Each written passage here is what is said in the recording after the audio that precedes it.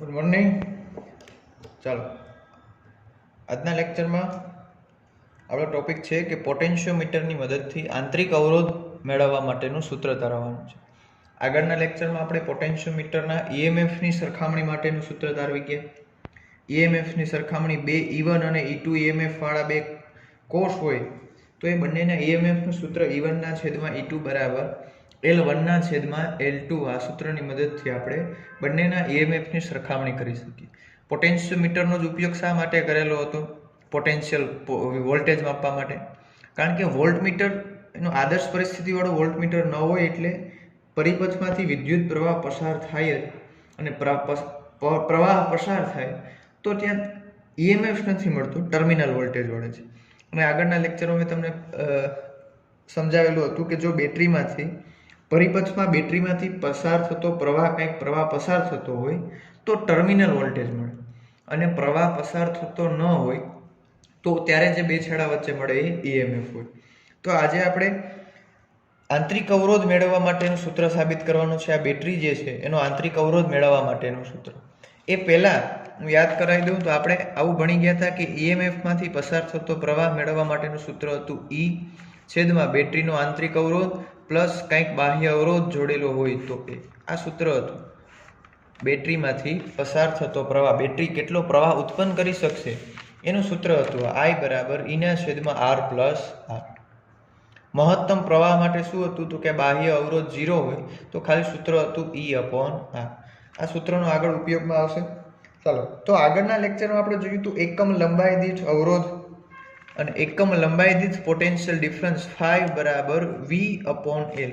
આ શું હતું? એકમ લંબાઈ દીઠ પોટેન્શિયલ ડિફરન્સ, વિદ્યુત સ્થિતિમાનનો તફાવત phi. એટલે આના ઉપરથી આપણે આવું લખેલું હતું V is equal to 5 into L. આ V જે છે એ હજી પોટેન્શિયલ ડિફરન્સ છે, ટર્મિનલ વોલ્ટેજ છે, આ ઈએમએફ નથી. મતલબ કંઈક પ્રવાહ પસાર થતો હોય ત્યારે આ સૂત્ર વાપરવાનું છે. હવે આમાં પ્રયોગમાં પ્રેક્ટિકલમાં પણ આવશે કે આ કોઈ પ્રાથમિક કોર્સ હોય એનો આંતરિક અવરોધ પોટેન્શિયોમીટરની મદદથી મેળવો. તો ત્યાં આપણે પ્રેક્ટિકલમાં પણ હવે આવવાનો છે. તો હવે એની રચના કંઈક આવી રીતે છે, જેવી રીતે બેટરીના ઈએમએફની સરખામણીમાં જે રચના હતી એના જેવી જ રચના છે. ખાલી અહીંયા બે ઈએમએફ જોડેલા હતા, બે કોષ જોડેલા હતા ઈએમએફની સરખામણીમાં. અહીંયા જેને આપણે આંતરિક અવરોધ મેળવવો છે એ ઈએમએફ કોષની સાથે, એ જેટલા ઈએમએફ કોષની સાથે કળ અને અવરોધ પેટી, આ અવરોધ પેટી છે.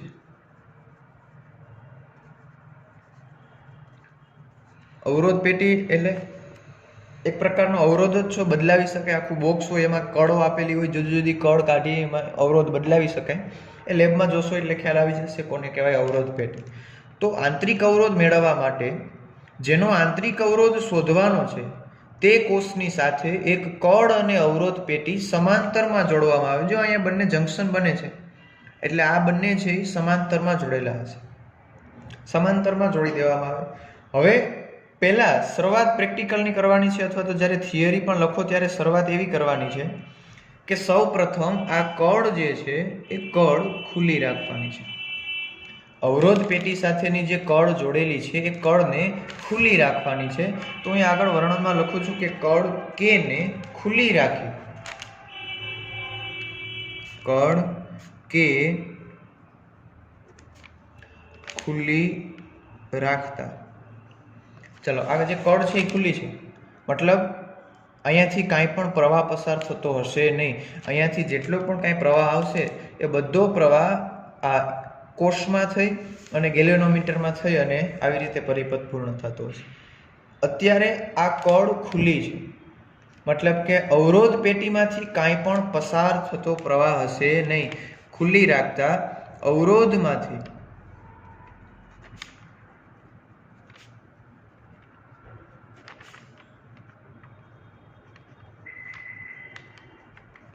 પસાર થતો પ્રવાહ શૂન્ય હશે. બધો પ્રવાહ ક્યાંથી જતો હશે? આમાંથી, ઈએમએફમાં થઈ, ગેલ્વેનોમીટરમાં થઈ અને આપણે આને હવે સરખાવવાનું છે. ચાલો, હવે આપણે મેળવવાનું છે પહેલા એનું બેટરીનું ઈએમએફ કેટલું છે એ મેળવવાનું છે. અને જો આપણે ઈએમએફ જોતું હોય તો તમને ખ્યાલ છે ઈએમએફ ક્યારે મળે? જો ગેલ્વેનોમીટરમાં આવર્તન શૂન્ય થાય ત્યારે. આપ સૌ પ્રથમ અવરોધ પેટી સાથેની કળ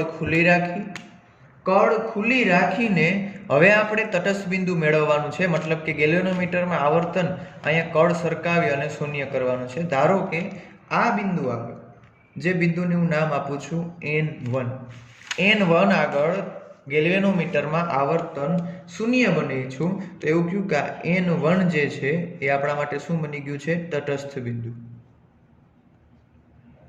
અને આ જે લંબાઈ A થી N1 એને આમ આપી દઈએ આપણે L1. આ ક્યારે થયું? પ્રવાહ શૂન્ય થયો ત્યારે. અને પ્રવાહ શૂન્ય થાય ત્યારે ટર્મિનલ વોલ્ટેજ મળે કે EMF? તો ત્યારે જે મળે, પ્રવાહ શૂન્ય હોય ત્યારે મળે EMF. એપ્સાઇલોન બરાબર 5 × L1. આપણે EMF ની સરખામણીમાં જે સૂત્ર તારવી ગયા હતા એવું જ સૂત્ર ત્યાં આપણે એવું તાર્યું હતું, E1 બરાબર 5 × L1. અહીંયા એક જ EMF વાળો કોષ છે E, એટલે અહીંયા E લખ્યું છે. ક્યારે? કળ K છે એ ખુલ્લી હતી, ખાલી અહીંયાથી પ્રવાહ જતો હતો, પણ પ્રવાહ આપણે શૂન્ય કરવાનો માટે આપણે આ કળ સરકાવી N1 બિંદુ આગળ પહોંચ્યા એટલે પ્રવાહ શૂન્ય થઈ ગયો, તો આપણે EMF મળી ગયું 5 × L1. ચલો હવે આટલું EMF મળી ગયું. હવે કળ K2 બંધ કરવાની છે. હવે જે અવરોધ પેટી સાથેની જે કળ છે આ કળને બંધ કરવાની છે. કળ બંધ કરો મતલબ કે હવે પ્રવાહ પસાર થશે. હવે જે કંઈ પણ પ્રવાહ પસાર થશે એ આખી સર્કિટમાં વહેતો હશે.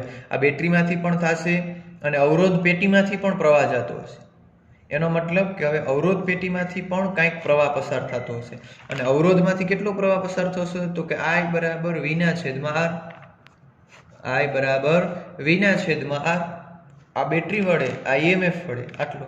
અને આ અવરોધ પેટીમાંથી પસાર થતો પ્રવાહ એ કયા સૂત્ર ઉપરથી મળે? તો કે I બરાબર ઓહમના નિયમનું સૂત્ર છે એના ઉપરથી.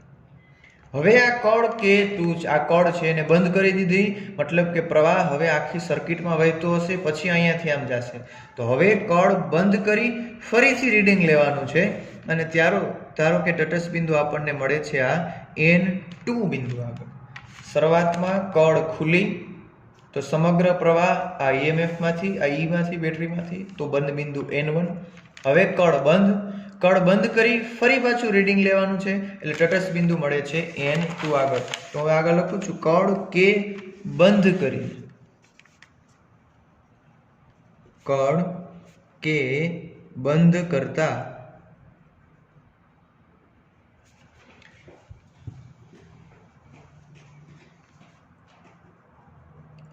પ્રવાહ રેઝિસ્ટન્સ બોક્સ એટલે કે અવરોધ પેટીમાંથી પણ પસાર થશે.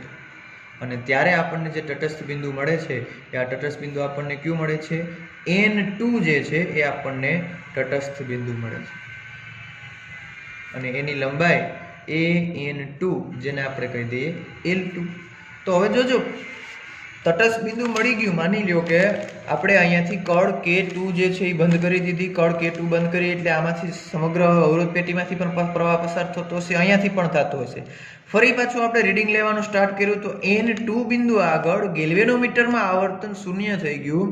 ગેલ્વેનોમીટરમાં આવર્તન શૂન્ય થઈ ગયું એનો મતલબ કે અહીંયા કંઈ પ્રવાહ નહીં આવતો, પણ અહીંયા આટલામાં ને આટલામાં પ્રવાહ ફરતો હશે. અવરોધ પેટી, આ બેટરી, અવરોધ પેટી, આ EMF, અહીંયા પ્રવાહ ચાલુ હશે. અને પ્રવાહ ચાલુ હોય તો ટર્મિનલ વોલ્ટેજ મળે. પેલા કળ ખુલ્લી હતી એટલે પ્રવાહ માટે બીજો કોઈ જ ઓપ્શન નહોતો, આ એક જ ઓપ્શન હતો. અને ગેલ્વેનોમીટરમાં આવર્તન શૂન્ય થઈ જાય એટલે આખી સર્કિટમાં પ્રવાહ શૂન્ય. પણ હવે આ કળ બંધ છે, મતલબ કે આ બંનેમાંથી પ્રવાહ પસાર થતો હશે. તો અહીંયા ગેલ્વેનોમીટરમાં આવર્તન શૂન્ય થઈ ગયું એનો મતલબ કે અહીંયા જે પોટેન્શિયલ ડિફરન્સ મળતો હશે એ N2 નો એટલો જ પોટેન્શિયલ ડિફરન્સ અહીંયા હશે. તો અહીંયા આગળ આવી રીતે પ્રવાહ જઈ શકવાનો નથી, પણ એ અહીંયા પ્રવાહ ફરવાનું ચાલુ જ રહેશે. મતલબ કે અહીંયા જે મળશે એને આપણે E નહીં કહી શકીએ, એને આપણે કહેશું V = 5 × L2. શા માટે V કીધો એ તમને ખ્યાલ આવી ગયો. V એટલે શું છે? એ ટર્મિનલ વોલ્ટેજ છે. અને અહીંયા E કેમ ન લખ્યો? E કારણ કે બેટરીમાંથી પ્રવાહ પસાર, ભલે ગેલ્વેનોમીટરનું આવર્તન શૂન્ય થઈ ગયું, પણ ઉપર સર્કિટમાં અવરોધ પેટી અને EMF વાળી બેટરી છે જેનું આપણે આંતરિક અવરોધ મેળવવો છે, આમાં પ્રવાહ ચાલુ હશે. માટે પ્રવાહ ચાલુ છે, માટે પોટેન્શિયલ ડિફરન્સ માટે ટર્મિનલ વોલ્ટેજ V લખવા પડે. ઈએમએફ ઈ ચાલે નહીં. ચાલો આ સમીકરણ નંબર 1, આ થયું સમીકરણ નંબર 2. ચાલો હવે સેમ પ્રોસેસ સમીકરણ નંબર 1 અને સમીકરણ નંબર 2 નો ગુણોત્તર લેતા. સમીકરણ 1 અને સમીકરણ 2 નો ગુણોત્તર લઈએ તો સમીકરણ 1 એટલે શું છે? E છેદમાં V ઇઝ ઇક્વલ ટુ સામેની બાજુ 5 into L1 છેદમાં 5 into L2. અહીંયાથી આ કેન્સલ, એટલે કે આવું વધશે E upon V બરાબર L1 ના છેદમાં L2. ચાલો અહીંયા લખી નાખું છું E upon V બરાબર L1 ના છેદમાં L2. આપણે મેળવવાનું છે ને આંતરિક અવરોધનું સૂત્ર. તો અહીંયા આપણે બંને સૂત્ર જો અહીંયા લખેલા છે. પ્રવાહનું સૂત્ર I બરાબર V ના છેદમાં R. તો અહીંયા આવું કંઈક લખી શકાય કે V બરાબર IR અને EMF E બરાબર શું લખાય? જો તો આ સૂત્રમાંથી E ને સૂત્રનો કરતા બનાવો. ચાલો આ સૂત્ર ઉપરથી મેં લખી નાખ્યું છે V બરાબર IR. હવે આ જ સૂત્રમાંથી જો મારે E ને સૂત્રનો કરતા બનાવું તો આ R પ્લસ કેપિટલ R સામેની બાજુ ગુણાકારમાં જોઈ તો આમ લખી શકાય I કૌંસમાં R પ્લસ કેપિટલ R. અથવા તો આમ પણ લખી શકાય ટર્મિનલ વોલ્ટેજ V બરાબર શું થાય તો કે E minus IR. E minus IR. આ R એટલે કે શું થયું? V તો એપ્સાઇલોન માઇનસ IR. આ માઇનસ છે, સામેની બાજુ જાય તો પ્લસ, તો આને આમ લખી શકાય બરાબર E બરાબર IR plus IR. I common કાઢો એટલે ફરી પાછું આવું સૂત્ર આવી જાય. પણ આપણે આ સૂત્ર ખ્યાલ છે, શરૂઆતમાં જ આપણે જોઈ ગયા, એટલે પહેલા સૂત્ર ઉપરથી V મળી ગયો અને બીજા સૂત્ર ઉપરથી. હવે આ બંને કિંમત આ સૂત્રમાં મૂકી દઉં તો E ની જગ્યાએ મારે શું મૂકવાનું છે? I કૌંસમાં R પ્લસ R છેદમાં આ V ની જગ્યાએ મારે મૂકવાનો છે IR બરાબર L1 ના છેદમાં L2. ચાલો હવે અહીંયાથી I કેન્સલ, તો કંઈક આવું વધશે R પ્લસ R છેદમાં R is equal to L1 ના છેદમાં L2. આ R એટલે શું છે? R શું છે? અહીંયા બેટરીનો આંતરિક અવરોધ. અને આ કેપિટલ R એટલે શું છે? આકૃતિમાં જોઉં તો કેપિટલ R એટલે આ રિઓસ્ટેટ છે. કેપિટલ R એટલે કે એ અવરોધ જે તમે બેટરી આ EMF E જેનો તમે આંતરિક અવરોધ મેળવો છો એની સાથે જે સમાંતરમાં જોડો છો એનો અવરોધ. આ તમને ખ્યાલ હોય, ત્યાં દેખાતો હોય, તમે કેટલો અવરોધ રાખવો હોય તમારા ઉપર, તો એ અવરોધની તમને કિંમત ખબર હોય કેપિટલ R ની. રીડિંગ તમે L1 L2 તમે તમારી જાતે લીધા એટલે L1 અને L2 ની પણ તમને ખબર છે. તો આ સૂત્ર પ્રમાણે R પ્લસ કેપિટલ R ના છેદમાં R. હવે આ R સ્વતંત્ર છેદમાં આપું તો કંઈક આવું થશે R ના છેદમાં R પ્લસ કેપિટલ R ના છેદમાં capital R is equal to L1 ના છેદમાં L2. ચાલો અહીંયાથી R કેન્સલ એટલે 1 થઈ જશે, તો આવું કંઈક થાય R ના છેદમાં કેપિટલ R બરાબર આ પ્લસ 1 થઈ ગયો એ સામેની બાજુ જશે એટલે કે L1 ના છેદમાં L2 માઇનસ 1. તો હવે આનું સાદુરૂપ આપીએ આગળ તો કંઈક આવું થશે R બરાબર R કૌંસમાં L1 ના છેદમાં L2 માઇનસ 1.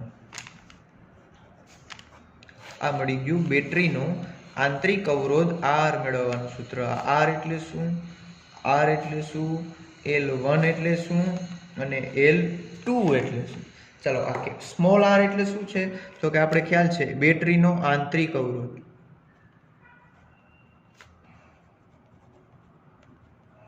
આ કેપિટલ એટલે શું તો કે તમે જે અવરોધ પેટી જોડો છો રેઝિસ્ટન્સ બોક્સ એનો અવરોધ.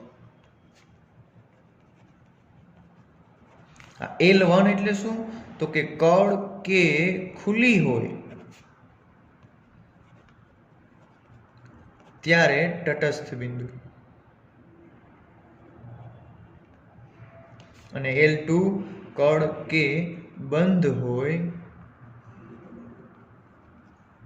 ત્યારે તટસ્થ બિંદુ. R એટલે બેટરીનો આંતરિક અવરોધ. આ કેપિટલ R એટલે તમે જે અવરોધ પેટી જોડો છો એ તમને ખ્યાલ હોય, તમે રીડિંગ લીધેલા જ છે. R તમે તમારી જાતે ગોઠવેલો હોય. L1 ક્યારે મેળવેલો હોય તો કે આ કળ ખુલ્લી હોય પ્રવાહ ખાલી અહીંયાથી જ જતો હોય ત્યારનું રીડિંગ તમારી પાસે છે L1, L2, તો કે હવે આ કળ બંધ કરો ત્યારનું બીજું રીડિંગ તમને ખ્યાલ છે, એટલે R તમને ખ્યાલ છે, L1 અને L2 તમે મેળવી લીધા. તો આ સૂત્ર ઉપરથી બેટરીનો જે આપણે EMF છે એ EMF નો આંતરિક અવરોધ મેળવી શકાય. તો આ છે પોટેન્શિયોમીટરની મદદથી આંતરિક અવરોધ મેળવવા માટેનું સૂત્ર. સ્મોલ r બરાબર કેપિટલ R કૌંસમાં L1/L2 -1. ટેક્સ્ટબુકમાં દાખલા છે અને રિલેટેડ બે. ટેક્સ્ટબુકમાં એક્ઝામ્પલ આપેલો છે સ્વાધ્યાયનો 23મો દાખલો.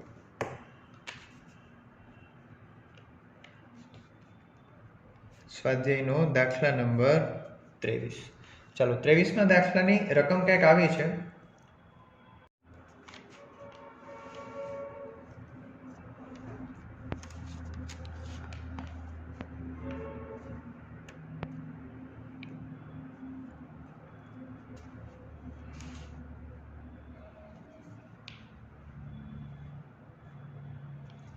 ચાલો નેક્સ્ટ આગળ છે સ્વાધ્યાયનો 23મો દાખલો.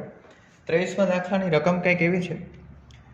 હવે આમાં પોટેન્શિયોમીટરની જ આકૃતિ છે, પણ આપણે જે ઓલો લાંબો આખો તાર લઈએ છીએ આપણે 8 તાર આવી રીતે આકારનો, એની જગ્યાએ એક જ આખો એક તાર આપેલો છે A અને B, એની ઉપર આપણે જોકી કળ સરખાવવાનું. ચાલો રકમ કંઈક એવી છે કે 1.5 વોલ્ટ EMF ધરાવતો એક આંતરિક કોષ છે, એનું આપણે આવો એક EMF ધરાવતો કોષ છે એનો આપણે આંતરિક અવરોધ મેળવવાનો છે R. એના માટે એને પરિપથમાં બાહ્ય વોલ્ટ 2 વોલ્ટની બેટરી સાથે જોડેલો છે. હવે શરૂઆતમાં આ જે અહીંયા પરિપથમાં આ કળ જે છે એ ખુલ્લી છે, અહીંયા આગળ જોડવાનો છે આની સાથે અવરોધ. ચલો આ કળ ખુલ્લી છે એનો મતલબ કે અહીંયાથી કાંઈ પણ પસાર થતો પ્રવાહ છે 0 હશે. સમગ્ર પ્રવાહ ક્યાંથી જતો હશે? 1.5 વોલ્ટનું જે બેટરી છે જે કોષ છે એમાંથી પ્રવાહ પસાર થતો હશે.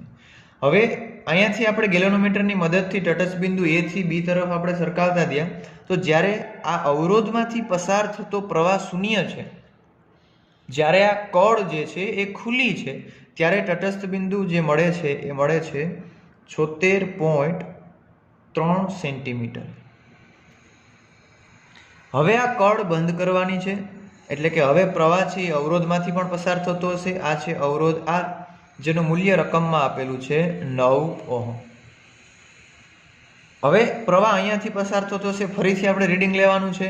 તો આ રીડિંગ જે તટસ્થ બિંદુ હવે જે મળે છે એ તટસ્થ બિંદુ 64.8 સેન્ટીમીટર મળે છે. પેલા હતું કળ ખુલ્લી હતી ત્યારે અવરોધમાંથી પસાર થતો પ્રવાહ શૂન્ય હોય ત્યારે L1 થિયરીમાં ભણી ગયા. અવરોધમાંથી પસાર થતો પ્રવાહ કંઈક પ્રવાહ પસાર થતો હોય ત્યારે L2, અને આ બેટરીનું EMF જે છે એ છે 1.5 વોલ્ટ.